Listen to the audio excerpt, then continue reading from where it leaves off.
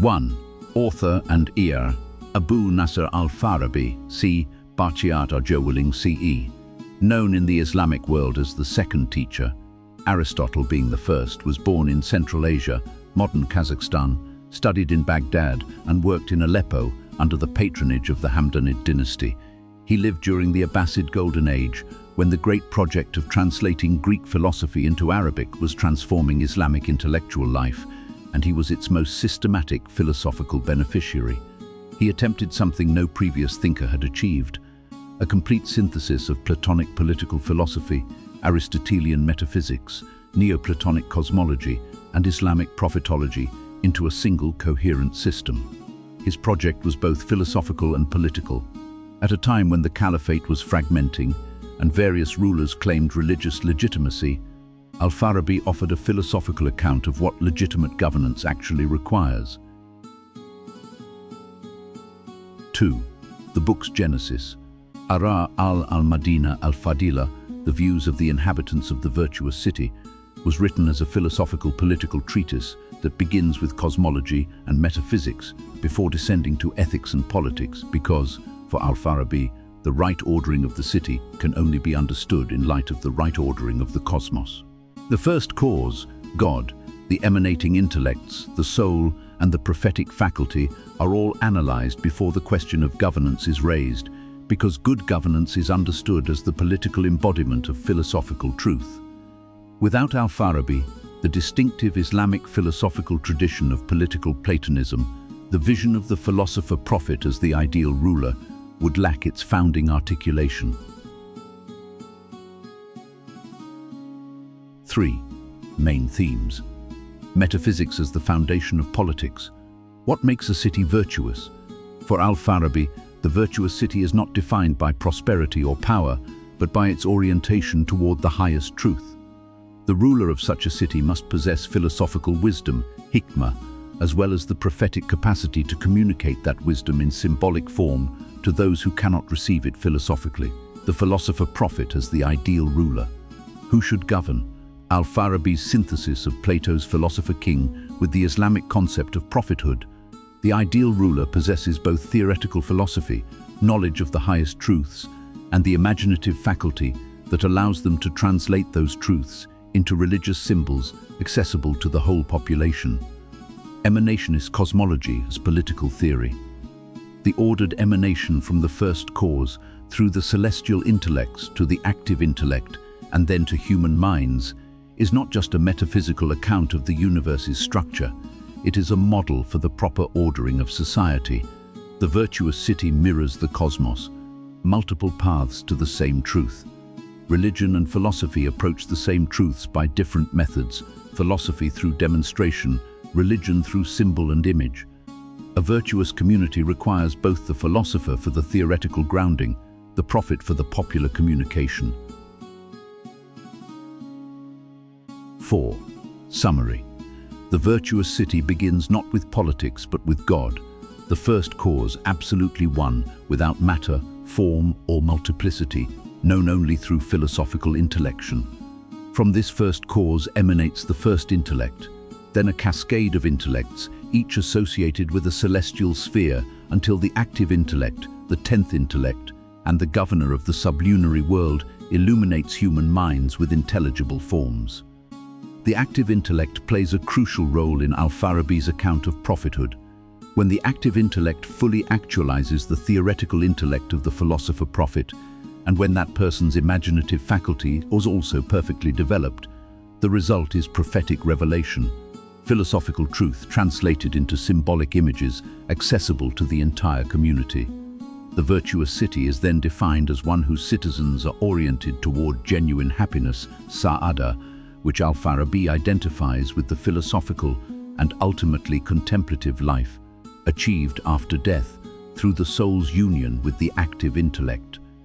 Against the virtuous city, Al-Farabi describes various ignorant cities organized around different false conceptions of happiness. The city of necessity, organized around bare survival. The city of baseness, organized around pleasure. The city of honor, organized around fame. And the city of domination, organized around power. Each has a systematic defect in its understanding of human good. 5.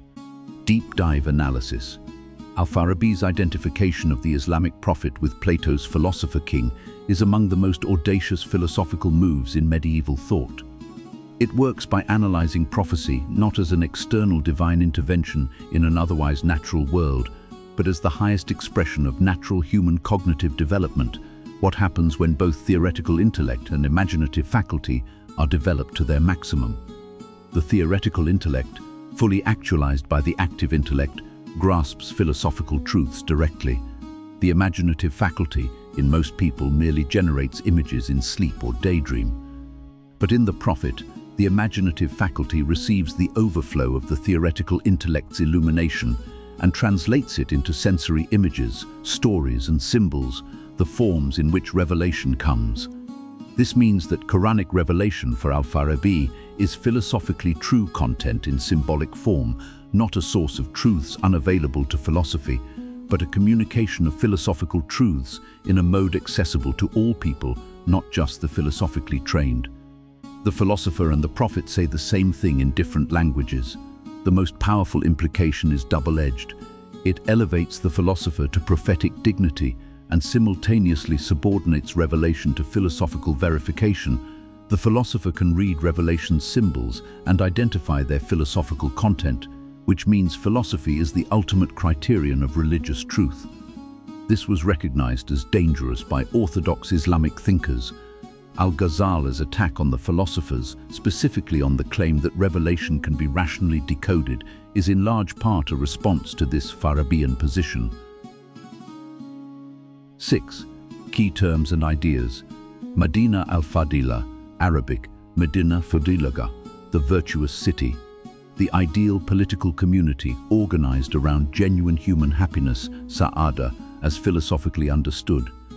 Its counterpart is the city of ignorance, Medinat al-Jahiliya, Rais al-Awal, Arabic, Hariul-Yuwal, the first ruler or supreme head, the philosopher-prophet who combines theoretical wisdom and prophetic imagination, the analogue of Plato's philosopher king in the Islamic context.